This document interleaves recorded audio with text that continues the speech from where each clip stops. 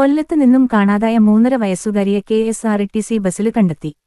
കൊല്ലം കുന്നിക്കോട് വിളക്കുടി വാഹിദ മൻസിലില് സാഹിറയുടെ മകള് സിയാനെയാണ് തമിഴ്നാട്ടുകാരിയായ ദേവി എന്ന നാടോടി സ്ത്രീക്കൊപ്പം കണ്ടെത്തിയത്. പന്തളം പോലീസ് സ്റ്റേഷനില് ചൊവ്വാഴ്ച ഉച്ചയ്ക്ക് 2 മണിയോടെ KSRTC ബസ്സിൽ എത്തിച്ച നാടോടി സ്ത്രീയെയും പെൺകുട്ടിയെയും കൊല്ലം പിങ്ക് പോലീസിന് കൈമാറി. ചോദ്യം ചെയ്യലിൽ കുട്ടി ഇവരുടേതല്ലെന്ന് പോലീസിന് ബോധ്യപ്പെട്ടിരുന്നു.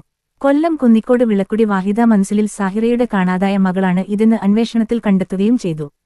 കുട്ടിയുടെ മാതാവിന് മാനസിക പ്രശ്നങ്ങൾ ഉള്ളതായും വ്യക്തമായി. മാതാവിനൊപ്പം കൊല്ലം ബീച്ച് കാണാനെത്തിയതായിരുന്നു കുട്ടിയെ പിന്നീട് കാണാതാവുകയായിരുന്നു.